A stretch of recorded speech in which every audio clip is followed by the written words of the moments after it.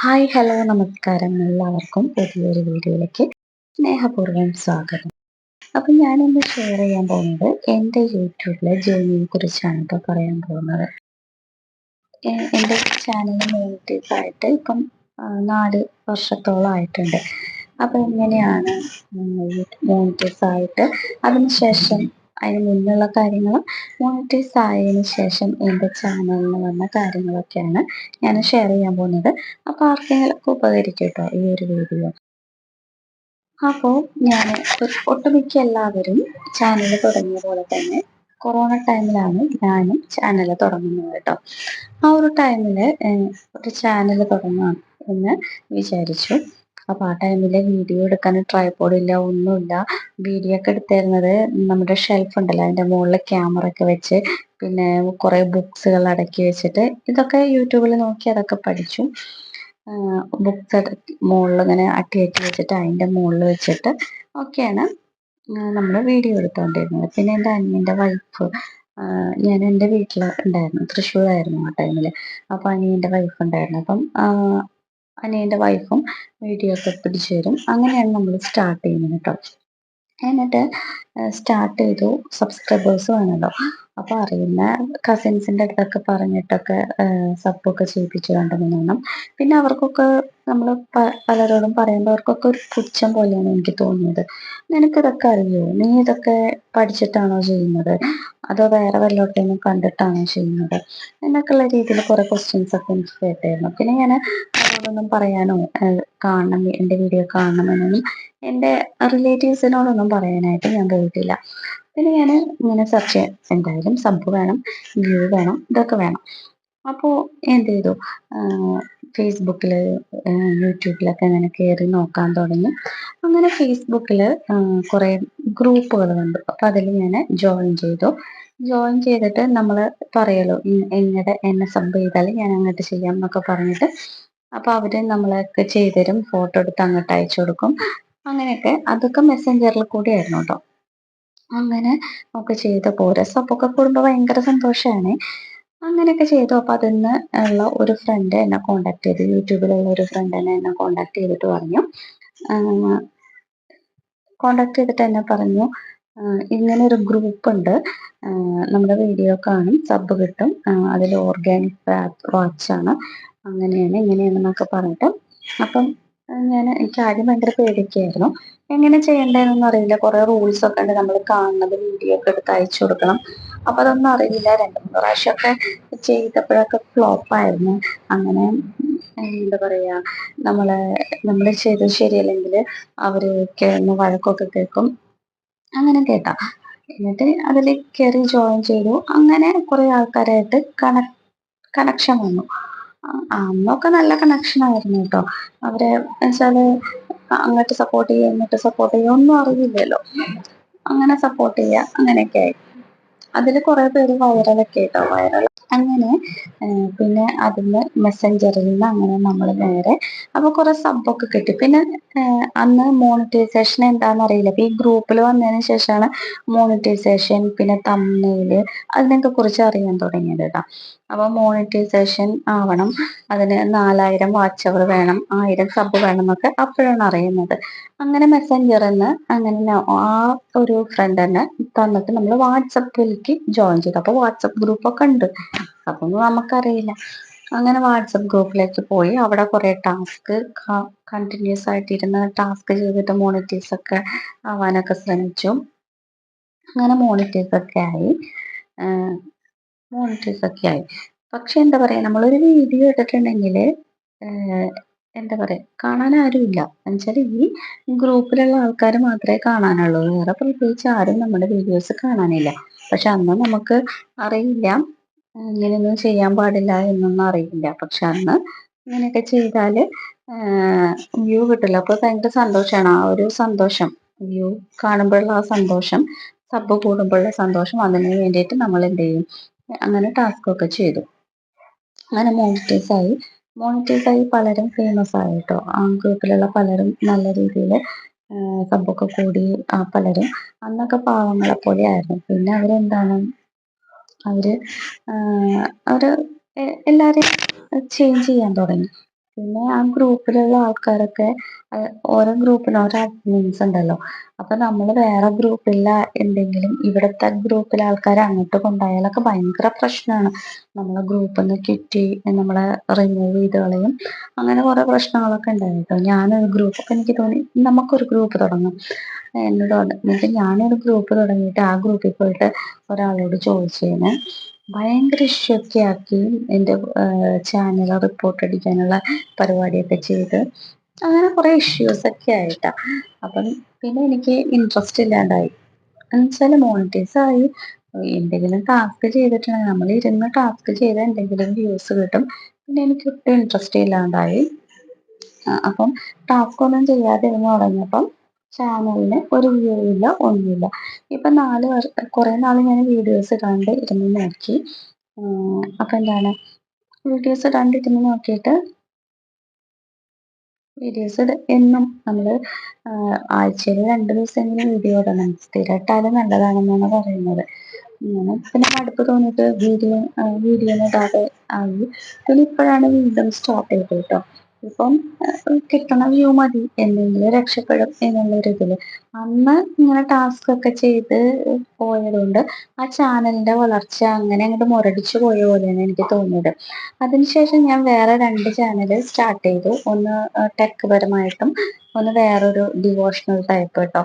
അതിലൊക്കെ എന്ന് പറയുന്നത് ഞാൻ വെറുതെ വീഡിയോ ഇടും. അതൊക്കെ ഉണ്ടല്ലോ നമ്മള് എന്താ പറയാ തന്നെ വന്ന സബ്സ്ക്രൈബേഴ്സ് ആണ്, തന്നെ വന്ന വ്യൂസ് ആണ്. അതിലൊക്കെ വീഡിയോ ഇടുമ്പോൾ ഓർഗാനിക് വ്യൂ അതിൻ്റെതായ വളർച്ചയുണ്ട്. പക്ഷെ എൻ്റെ ഈ മോണിറ്റൈസ് ആയ ചാനലിന് അന്ന് എങ്ങനെയാണോ ആ ഒരു സ്ഥിതിയിൽ തന്നെയാണ് ഇപ്പോഴും കിടക്കുന്നത്. അപ്പൊ നമ്മൾ അങ്ങോട്ടും ഇങ്ങോട്ടൊക്കെ പറഞ്ഞ് സബ് ചെയ്യിച്ചിട്ടുണ്ടെങ്കിൽ നമ്മളുടെ ചാനലിന് ഒരു വളർച്ചയും ഉണ്ടാവില്ല. അതാണ് ഇതിൽ നിന്ന് എനിക്ക് മനസ്സിലായിട്ടുള്ള ഒരു കാര്യം. ഇപ്പൊ ഞാൻ അങ്ങനെ ചെയ്യുന്നില്ല, വീഡിയോസ് ഇടുന്നുണ്ട്, എന്നിട്ടും എന്റെ ചാനലിന് ഒരു ഗ്രോത്ത് കാണുന്നില്ല. ഞാൻ കുക്കിംഗ് ആണ് ചെയ്തിരുന്നത്. ഞാൻ കുക്കിംഗ് തിരഞ്ഞെടുക്കാൻ കാരണം എന്ന് വെച്ചിട്ടുണ്ടെങ്കിൽ അന്നൊക്കെ യൂട്യൂബ് ചാനൽ തുടങ്ങണം, എന്ത് തുടങ്ങും മനസ്സിലേക്ക് വന്ന ഒരു റോൾ മോഡൽ എന്ന് പറയുന്നത് നമ്മുടെ വീണാസ് കറി വെളുത്തുന്ന പോലെ ആയിരിക്കണം. ഞാനും തൃശ്ശൂർക്കാരിയാണ്, വീണ ചേച്ചിയും തൃശ്ശൂർക്കാരിയാണ്. അപ്പൊ എന്റെ വീടിന്റെ അടുത്തുമാണ്.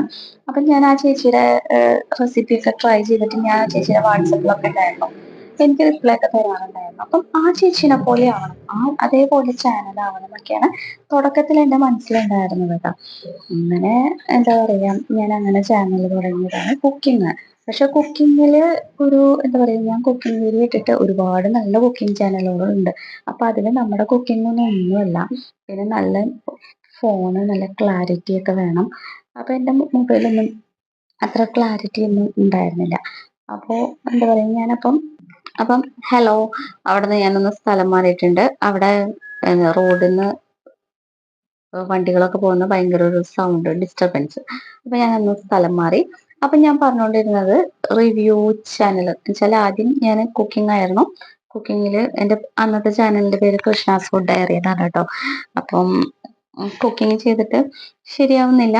അപ്പൊ ഞാൻ വിചാരിച്ചു ബിഗ് ബോസിന്റെ റിവ്യൂസ് ചെയ്തു. അപ്പൊ അതില് കുറച്ച് ബിഗ് ബോസിന്റെ റിവ്യൂ ഞാൻ ലാസ്റ്റ് അത് കഴിയാറായപ്പോഴാണ് ചെയ്തു തുടങ്ങിയത്.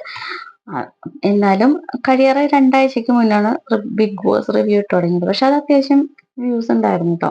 പിന്നെ എനിക്ക് തോന്നി എന്തിനാ അവരെ ഓരോരുത്തരെ കുറ്റം പറഞ്ഞിട്ട്, അതെനിക്ക് ഭയങ്കര നെഗറ്റീവ് അടിക്കാൻ തുടങ്ങി. പിന്നെ ഞാൻ വേറെ റിവ്യൂസ് ചെയ്യാൻ തുടങ്ങി, ഓരോ വീഡിയോസിന്റെ ഒക്കെ നമ്മുടെ സീക്രട്ട് ഏജന്റ് ഒക്കെ ചെയ്യുന്ന പോലെയൊക്കെ ചെയ്യാൻ തുടങ്ങിയിട്ടു.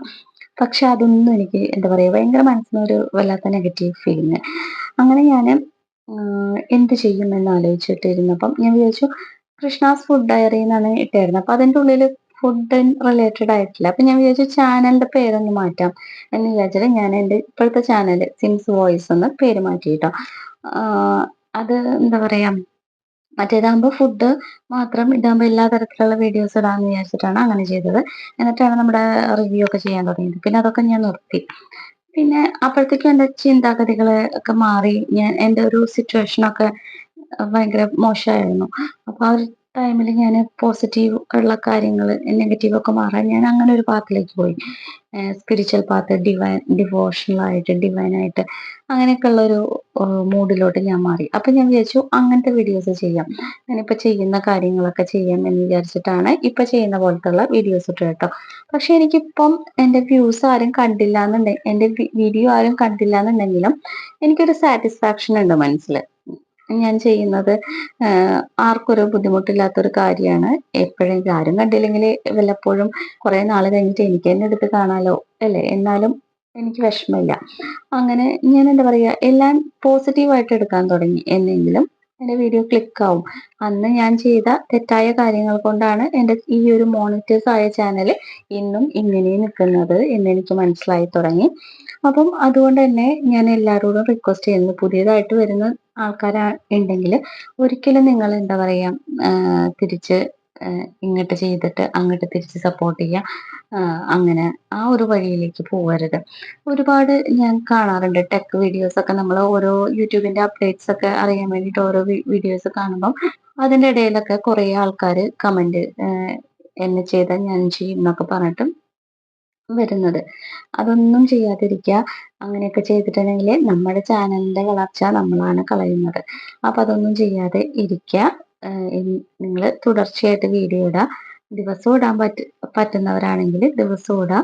എല്ലാ ആഴ്ചയിൽ ഒരു 2-3 വീഡിയോ ഇടാൻ പറ്റുന്നവര് അങ്ങനെ ഇടാം. അങ്ങനെയും പറ്റാത്തവർ ആഴ്ചയിൽ ഒരു വീഡിയോ ഇടാം. നല്ല കണ്ടന്റ് നോക്കിയിട്ട് ഇടാം. കുക്കിംഗ് ഇപ്പം ഒരുപാട് ഉണ്ട്. അപ്പം നല്ല രീതിയിൽ നല്ല ക്യാമറ, നല്ല എഡിറ്റിംഗ് ഒക്കെ ആണെങ്കിൽ കുക്കിംഗ് ഒക്കെ ഇപ്പം സക്സസ് ആവുന്നുള്ളൂ. അപ്പൊ അങ്ങനെ അല്ലാത്തവരും ഉണ്ട് കേട്ടോ. ചിലരുടെ ഭാഗ്യം പോലെ ഉണ്ട്. അപ്പം നിങ്ങൾക്ക് അറിയുന്ന പോലെ നിങ്ങൾ എന്താ പറയാ, നിങ്ങളുടെ ആ ഒരു നിങ്ങളുടെ ഒരു കോൺഫിഡൻസ് കളയാതെ, നിങ്ങൾ കോൺഫിഡൻസ് പോവാതെ തുടർച്ചയായിട്ട് വീഡിയോ ഇട്ടുകൊണ്ടിരിക്കുക. ഏതെങ്കിലുമൊക്കെ വീഡിയോ സക്സസ് ആവും. അല്ലാതെ ഇങ്ങനെ എന്താ പറയാ, സബ് കൂട്ടാനും വ്യൂ കൂട്ടാനും വാച്ച് അവർ കൂട്ടാനും ഒക്കെ നടന്നിട്ടുണ്ടെങ്കിൽ നമ്മുടെ ചാനലാണ് നാശമായിട്ട് പോകുന്നത്. അപ്പൊ ഞാൻ പറഞ്ഞല്ലോ, ഞാൻ വേറെ 2 ചാനൽ തുടങ്ങി. അതൊരു 5 മാസത്തോളം ആയിട്ടുണ്ടാവും. ആ ചാനലിലൊക്കെ ഇപ്പം 2000 അടുത്ത് സബും എനിക്കായിട്ടുണ്ട്. വാച്ച് അവറും 3400 ആയിട്ടുണ്ട്. അപ്പം എന്നാൽ പതുക്കനെ വാച്ച് അവർ എനിക്ക് 1 അവറൊക്കെ ഒരു ദിവസം കൂടുന്നുള്ളൂ. എന്നാലും സാരമില്ല, ആവുമ്പം മതി. അതിന് ഞാൻ വീഡിയോ ഇടുന്നുണ്ട്. എന്നാലും ഞാൻ പിന്നെ നമ്മുടെ ഈ പരിപാടിക്ക് ടാസ്കിനോ മറ്റുള്ളവരോട് ചോദിക്കാനോ ഒന്നും പോയിട്ടില്ല. ഇപ്പൊ ഈ മോണിറ്റൈസ് ആയ ചാനലിലും ഞാൻ ആരോടും പറയാറില്ല എന്റെ വീഡിയോ കാണണമെന്ന് ഞാൻ പറയാറില്ല. അപ്പം അതുപോലെ നിങ്ങൾ ചെയ്യുക. നിങ്ങൾക്ക് ഇത് ആർക്കെങ്കിലൊക്കെ പുതിയതായിട്ട് തുടങ്ങിയ ആർക്കെങ്കിലൊക്കെ ഞാൻ ഈ പറഞ്ഞത് മനസ്സിലാവുമെന്ന് ഞാൻ വിചാരിക്കുന്നു. നമ്മുടെ കൂടെയുള്ള ഒരുപാട് പേരുണ്ട്. അന്ന് എങ്ങനെയാണോ അതേപോലെ തന്നെ ചാനലിൽ നിൽക്കുന്നത്. കുറെ പേരൊക്കെ രക്ഷപ്പെട്ടു പോയിട്ടുണ്ട്. അപ്പം അന്ന് എങ്ങനെയാണോ അതേപോലെ തന്നെ നിൽക്കുന്ന ആൾക്കാരുണ്ട്. അവർക്കൊക്കെ ഞാൻ പറയണത് ഇപ്പം റിലേറ്റ് ആയിട്ട് തോന്നുന്നുണ്ടായിരിക്കാം. അന്ന് നമ്മൾ അങ്ങനെയൊക്കെ ചെയ്തുകൊണ്ടാണ് നമ്മുടെ ചാനൽ ഇങ്ങനെ നിൽക്കുന്നത്. അപ്പോൾ നിങ്ങൾ എന്താ പറയാ, ആ പണിക്കൊന്നും പോവാതെ നല്ല നല്ല വീഡിയോസ് ഇടുക. എന്തെങ്കിലുമൊക്കെ നമ്മൾ രക്ഷപ്പെടും. നെഗറ്റീവായിട്ട് ചിന്തിക്കാതിരിക്കുക, പോസിറ്റീവായിട്ട് മാത്രം ചിന്തിക്കുക. പിന്നെ എന്താ പറയാ, ആർക്കെങ്കിലുമൊക്കെ ഹെൽപ്പ് വേണമെന്നുണ്ടെങ്കിൽ, എന്തെങ്കിലും ഡൗട്ട് ഉണ്ടെങ്കിൽ ചോദിച്ചിട്ടുണ്ടെങ്കിൽ എനിക്കറിയാവുന്ന കാര്യങ്ങൾ ഞാൻ പറഞ്ഞുതരാം കേട്ടോ. കമൻസ് ആയിട്ട് ചോദിച്ചാൽ മതി. അപ്പോൾ നിങ്ങൾ എന്തെങ്കിലും ഡൗട്ടൊക്കെ ഉണ്ടെങ്കിൽ ഞാനതൊക്കെ നിങ്ങൾക്ക് ക്ലിയർ ചെയ്ത് തരുന്നതായിരിക്കും എന്നെ കൊണ്ടാവുന്നത്. പുതിയതായിട്ട് വരുന്ന ആൾക്കാർക്ക് ടാഗ് എങ്ങനെ സെറ്റ് ചെയ്യണം, ഡിസ്ക്രിപ്ഷൻ എങ്ങനെ, കീവേഡ് എങ്ങനെ, ഇതൊന്നും അറിയില്ലായിരിക്കും. അപ്പോൾ അതൊക്കെ എന്തെങ്കിലും ഡൗട്ട് ഉണ്ടെങ്കിൽ ഞാൻ ചെയ്തു തരുന്നതായിരിക്കും കേട്ടോ. വിത്ത് പ്ലഷർ ഞാൻ ചെയ്തു തരുന്നതായിരിക്കും. അപ്പോൾ പിന്നെ എന്താണ്, ഞാൻ കുറേ പേരുടെ അടുത്ത് ആ കാര്യം വിട്ടുപോയി. ഞാൻ കുറേ യൂട്യൂബേഴ്സിൻ്റെ അടുത്ത് നല്ല സബ്സ്ക്രൈബ്, നല്ല മില്യൺ വ്യൂസ് ഒക്കെ ഉള്ള കുറേ ആൾക്കാരുടെ അടുത്തും പിന്നെ കുറെ നല്ല നല്ല യൂട്യൂബേഴ്സിൻ്റെ അടുത്തൊക്കെ മെയിലൊക്കെ ചെയ്ത് ചോദിച്ചിട്ടുണ്ട്, കൊളാബ് ചെയ്യാമോ, എൻ്റെ വീഡിയോസ് ഒന്ന് സപ്പോർട്ട് ചെയ്ത് തരുമോ എന്നൊക്കെ ചോദിച്ചിട്ട് മെയിൽ ചെയ്തിട്ടുണ്ട്. ഒരാളും ഇതുവരെ റിപ്ലൈ ചെയ്തിട്ടില്ല. അപ്പൊ അവർക്കൊന്നും ഇഷ്ടമുണ്ടാവില്ലായിരിക്കും. ഇങ്ങനെ നമ്മളൊക്കെ പുതിയ തുടക്കക്കാരെ ഒന്നും ഹെൽപ്പ് ചെയ്യാൻ പലർക്കും ഇഷ്ടമുണ്ടാവില്ല. ഉണ്ടാവുന്നവരുണ്ടായിരിക്കാം കേട്ടോ ചിലപ്പോ. പക്ഷെ ഞാൻ ചോദിച്ചവരൊന്നും ഇതുവരെ എന്നെ സപ്പോർട്ട് ചെയ്യാനൊന്നും മുന്നോട്ട് വന്നിട്ടില്ല. നമ്മൾ കഷ്ടപ്പെട്ടാല് നമുക്ക് എന്താ പറയാ മുന്നോട്ട് പോകാൻ പറ്റുള്ളൂ. അപ്പം അത് മനസ്സിലാക്കിയിട്ട് നിങ്ങൾ എല്ലാവരും മുന്നോട്ട് പോവാ. അത്രേ ഉള്ളൂ ഇന്നത്തെ ഒരു വീഡിയോ. അപ്പൊ എല്ലാവർക്കും നല്ലൊരു ദിവസം നേരുന്നു. നല്ലത് മാത്രം ചിന്തിക്കാൻ നല്ലത് മാത്രം ചെയ്യുക.